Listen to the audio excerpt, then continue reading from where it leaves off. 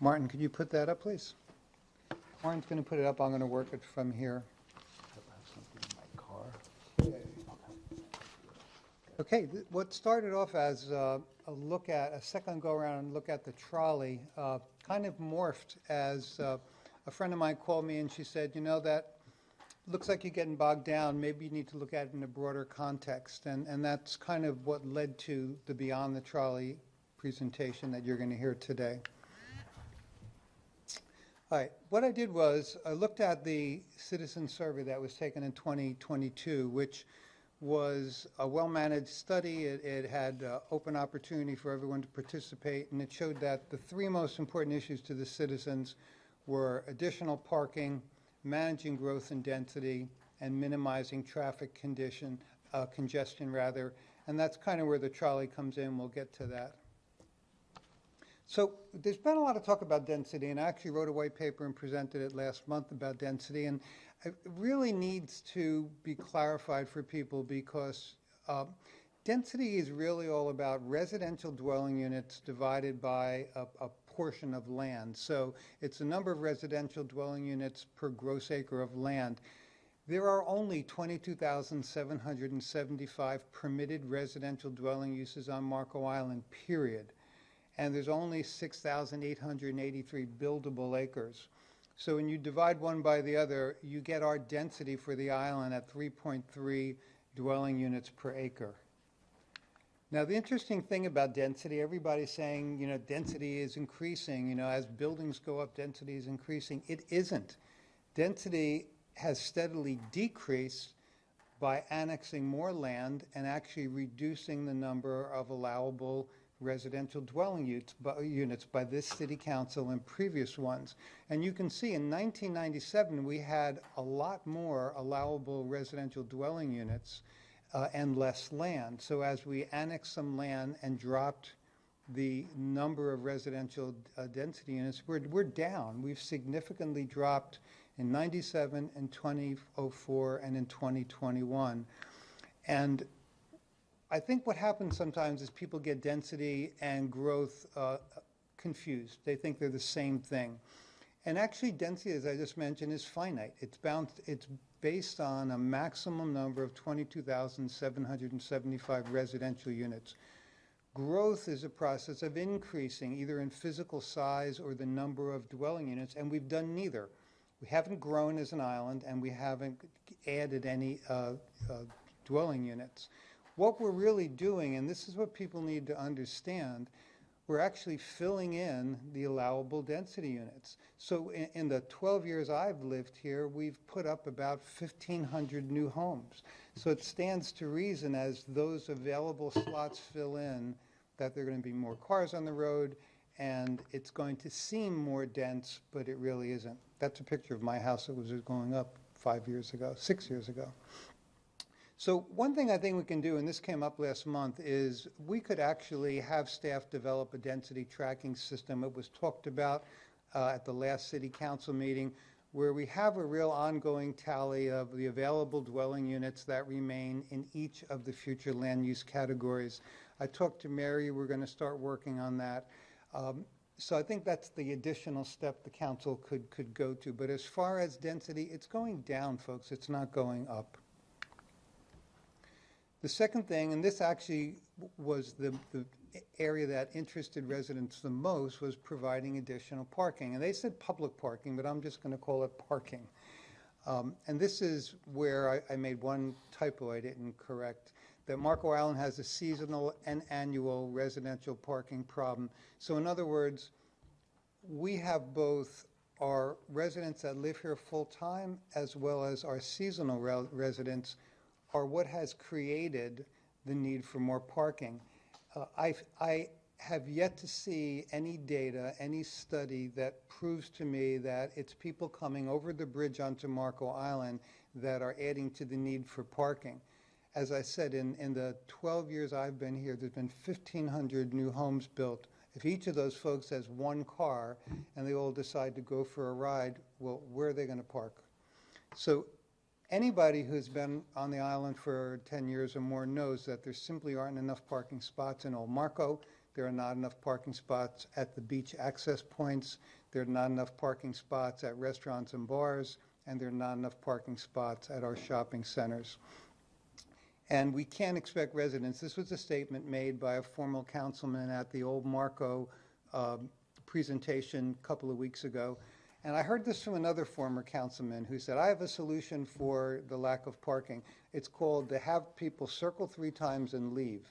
So in other words, if you want to go into Old Marco and you want to go to a restaurant and you go in there and you look for a parking spot and you can't find one, you'll circle around, go back in. If you can't find one, you'll circle around, go back in. If you can't find one, you circle around, and then you'll leave.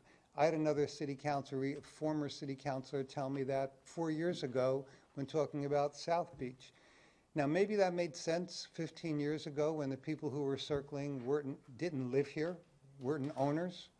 Now the people who are circling, who are looking for a spot at Old Marco, they own homes here. They're either seasonal residents or full-time residents. And I just don't think it's acceptable to tell those folks to circle 3 times and then go home if they can't find a spot.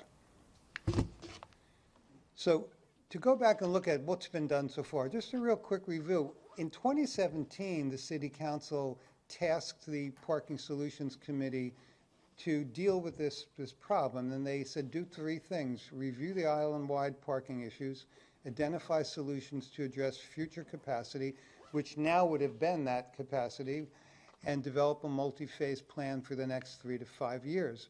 And they came up with some great recommendations, and some of them have already been met. They came up with a moratorium on the holiday swale parking, where we're allowed to have our guests stay for those 3 months of the holiday season. Another one allowing residential owners to park across sidewalks was defeated. They said, no, that just don't work on Marco. The issuing permits for people to allow residents to park for 7 days each for their guests, that was passed. But another, allowing commercial parking in the alleyways, was defeated. So there were things that didn't cost anything that mostly related to additional parking. Some were passed, some were defeated, that were not taken to be in the best interest of residents.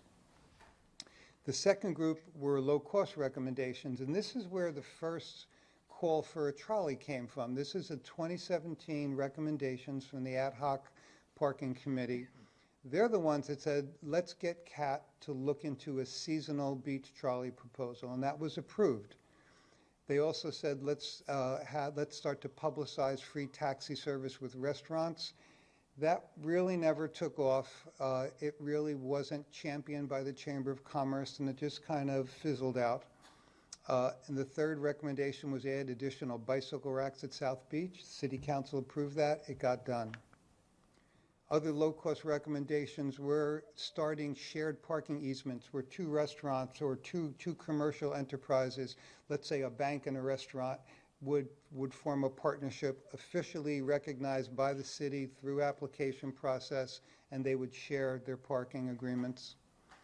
The 5th one, create residential stickers. That was part of a plan to put up metered parking, and this would allow residents to park for free. That was not passed because we never got to the idea of having paid parking. And then the 6th low-cost recommendation was clean up alleyways, which was approved. Then we jumped to the high-cost recommendations, and these were the ones that were costly, adding 211 spots in the alleyways in Bayside Court and along that stretch of Bald Eagle and Old Marco, about a mile stretch of road for a cost of about $2.5 million. And that did not get approved. And then adding 60 spots in Herb Savage Way, Bayside Court, and that same stretch of Bald Eagle for $618,000, and that wasn't approved. Now, what did get done, which was kind of a takeoff from there, was one of the alleyways was improved, and it was Dumford Way, and that was done with the 1-cent sales tax revenue. And I believe it was the City Council before this sitting one that made that decision, and you can see the results. You have additional parking, you have a sound barrier, and you have a paved alleyway. Since then, a couple of other things came up regarding how can we improve public parking. I put together a proposal with Hayden DuBois from the Planning Board to look into buying the old Marco Motorhome site and adding 185 metered spots, and that was not approved by this council. They felt it was too expensive a proposition at $13 million. And then the second one happened in 2022, and this was approved, and it's the Turtle Lot multi-use project, which is going to add between 50 and 100 public parking spots on the first couple of levels, and then additional residential and commercial spots on the next level. So there have been things that have been going on as far as adding public parking, and I have a couple of recommendations which we'll discuss at the end to make it more attractive to builders. What I've done was, next to these recommendations, I've just taken a couple of pictures of existing multi-level parking structures that have been on Marco Island for several years. So people say, we don't have parking buildings on Marco. That's not correct. We do, and they're beautiful. You wouldn't even know that they exist. This one happens to be over by the Esplanade. So by changing the LDC to make commercial parking an allowable use in all commercial zones, I think it might take some of the obstacles or the perceived obstacles away from developers who might consider building parking lots, but right now feel that they may not get approved. And I'm not saying that Dan wouldn't approve them. I'm just saying there is a perception that to kind of fight to get them to be an allowable use in certain commercial zones may be keeping that from happening.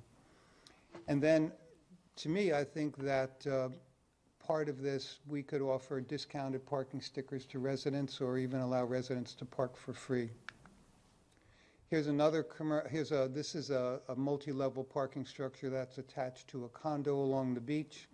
So another recommendation that we could consider is anyone who builds a covered commercial parking structure who provides free shelter during hurricane periods for residents, maybe we can offer some kind of fee-based incentives to them.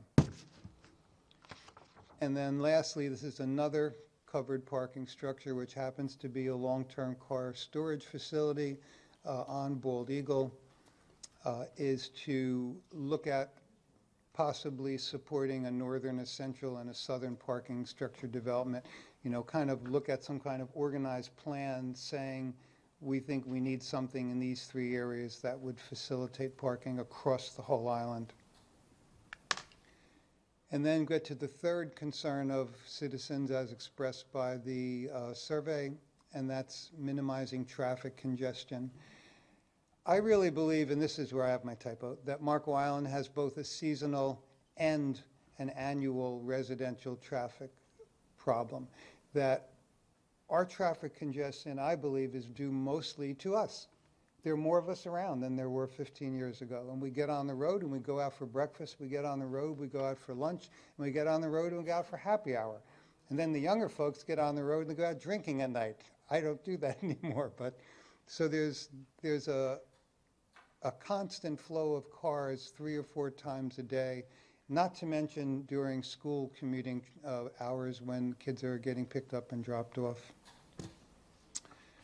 So what does this cause? Well, it's caused roadway congestion and excessive delays at lights and stop signs, which detract from our quality of life. And essentially, I really thought about, well, what does this all mean? Well, what it means is it takes longer for us to get somewhere. It requires more attention where we have to be focused completely on what we're doing and care in our driving, and more patience in waiting for a spot and waiting for lights. And I mean, I've seen it just in the last couple of years, more frazzled people, more horns being blown, people being frustrated about having to wait at a light 2 or 3 revolutions. So I think it's kind of added to un-Marco-like behavior. So what would help? Well, besides adding more parking, mass transit options such as buses, trolleys, and ride-sharing services, and water taxis and shuttles could relieve the pressure on our roadways. So how would mass transit help?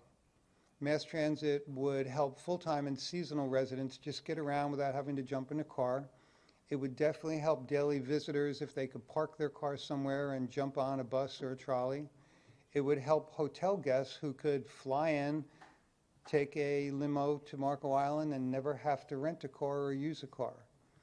It would help our workforce especially if we could get some workforce housing. We just had a big discussion about attracting police officers, and one of their greatest concerns is finding an affordable place to live.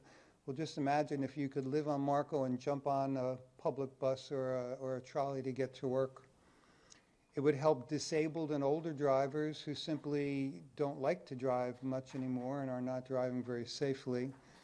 And then it would help environmental friendly residents and visitors who simply don't want to drive a car. They want to jump on some kind of mass transit. So we do have bus service on Marco Island, right? We have two buses, one that runs twice a day from Immokalee to Marco. That services mostly workers employed by the hotels.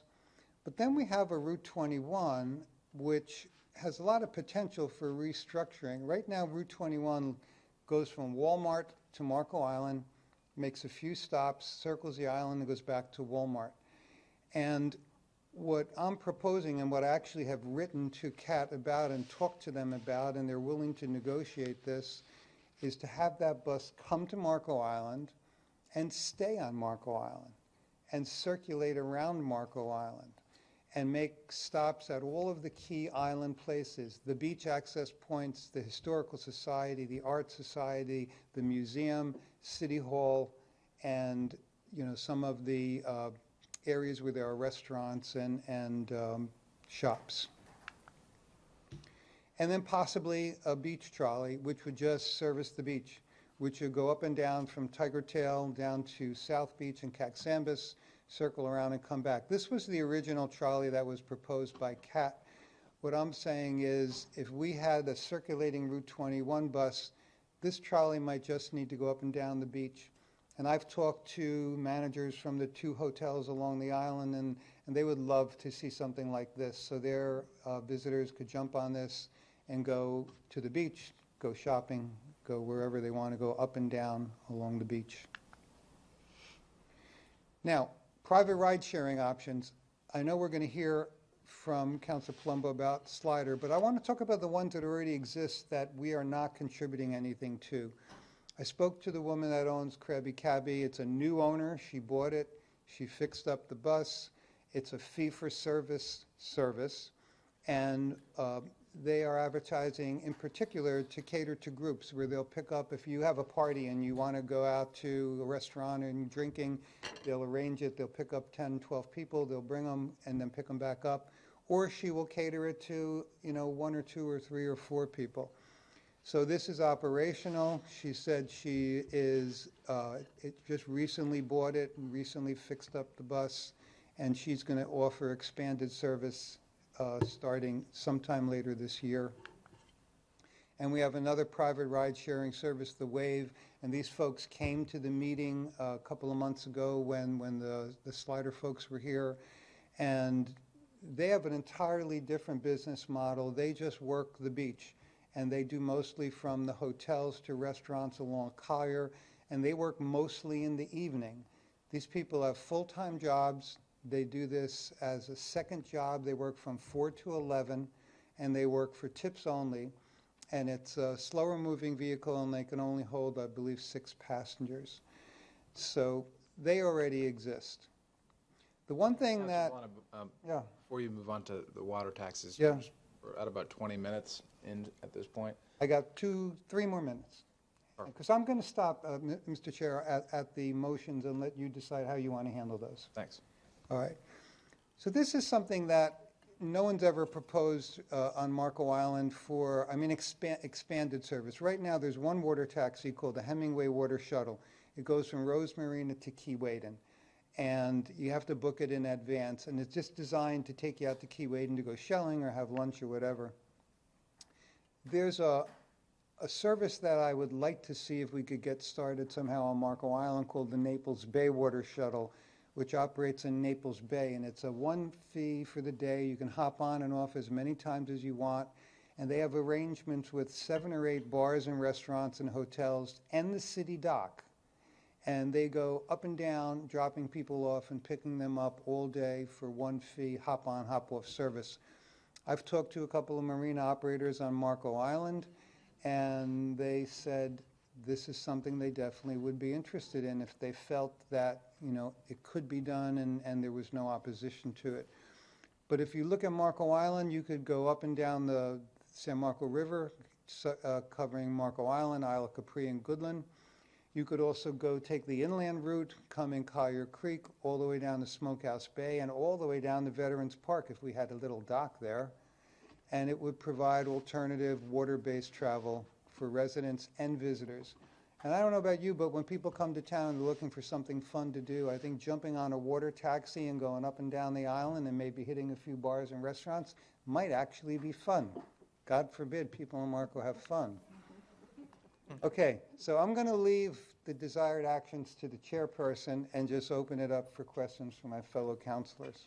You all have the white paper, which I'm sure you read every word. So questions? Thank you, Councilor Bellata. You're welcome. We have one light sign to start, and it looks like we have a couple more. So, Councilor Rolla. Yes, the citizen survey that was conducted in 2022, that wasn't listed on your list of references. Yes, it is. Where do I find it? It's in there. It is called the On Point Insights. It's on our website. Okay. If you go to the city's website under executive, Yeah, and it's also on page 14, Joe. It's listed On Point Insights 2023, and there's a link. If you pull it up on your computer, you can just click on the link. It'll take you On there. site, On-site Insights. I actually was opposed to having this survey done because Right we had along, just previously done the comp plan, and we had a lot of citizen input, but it's provided some valuable insights.